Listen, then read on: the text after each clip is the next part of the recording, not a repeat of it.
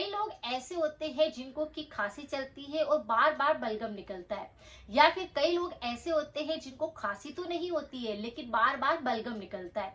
अगर आपको भी इस प्रकार का संक्रमण रहता है तो आज मैं आपके साथ ऐसी रेमेडी शेयर करूंगी जिससे आपकी खांसी होगी तो वह भी बिल्कुल ठीक होगी। अगर खांसी नहीं चल रही, खाली गले के अंदर से ही कफ गिर रहा है तो वह बिल्कुल सही हो जाएगा।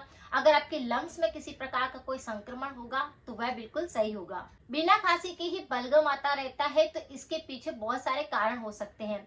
अगर किसी व्यक्ति को लंग्स में किसी प्रकार का इन्फेक्शन हो गया है, बचपन में निमोनिया हो चुका है या फिर सर्दी जुकाम बिगड़ा हुआ होता है, लंग्स के अंदर जैसे कि कफ बलगम जमा होने लगता है तो बार बार इस प्रकार से बलगम गिरता है।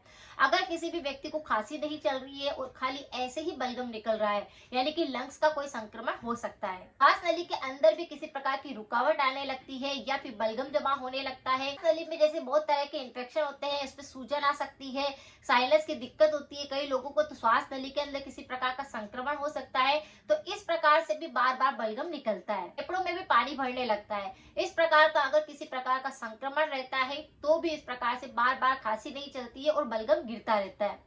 कई व्यक्ति ऐसे होते हैं जो बोलते हैं कि मैम हमको खांसी नहीं चल रही है लेकिन फिर भी बलगम आ रहा है, तो उसके लिए आज के रेमेडी को आप कर सकते हैं। आज की जो रेमेडी होगी उसके थ्रोट इन्फेक्शन भी अगर आपको बहुत ज्यादा होते हैं तो उसमें आपको आराम आ जाएगा।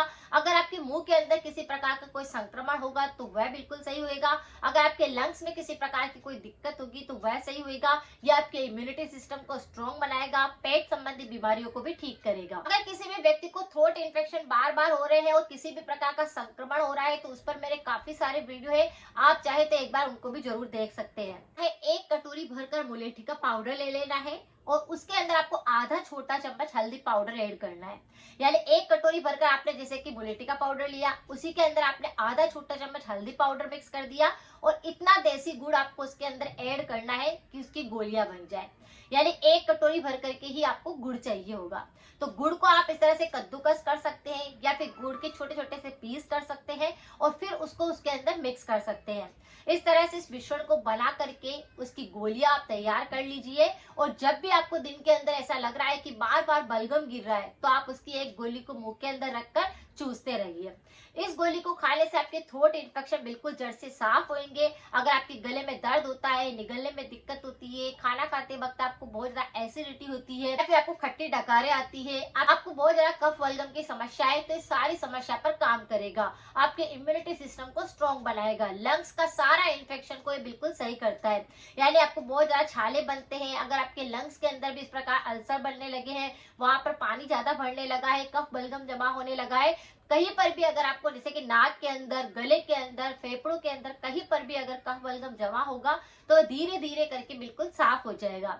इस गोली को बनाकर आप स्टोर कर सकते हैं और इसे आप एक एक खा सकते हैं, जिससे आपको काफी आराम मिलेगा, आप खुद फर्क महसूस करेंगे। मुलेठी तो थ्रोट इन्फेक्शन पर रामबाण का काम करती है। ऐसी रेमेडी है जो आपके गले संबंधित किसी भी प्रकार की बीमारी को ठीक कर सकती है।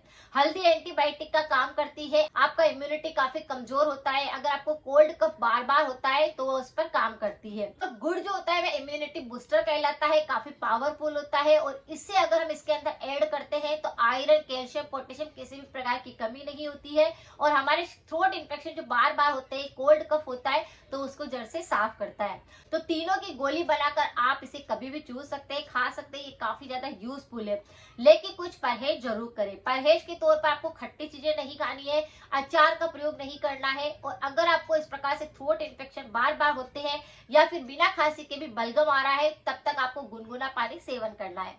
इस तरह से अगर आप थोड़ा सा ध्यान रखेंगे तो रेमेडी काफी पावरफुल है, इससे आपको काफी हेल्प मिलेगी। अगर जानकारी कुछ यूजफुल रही है तो सभी के साथ शेयर करना बिल्कुल ना भूले। और जो बचपन में सर्दी जुकाम बिगड़ जाता है या फिर निमोनिया हो चुका होता है और बड़े होने के बाद भी सांस की तकलीफ बढ़ जाती है, अस्थमा जैसी दिक्कत होती है, तो ये गोलियां जो होती है ना, निमोनिया अगर किसी को हो चुका है, कमजोर शरीर हो चुका है, तो भी उस पर काम करती है। तो अगर आपको निमोनिया हो चुका होता है, अस्थमा की दिक्कत है, तो भी आप इनका सेवन जरूर करें।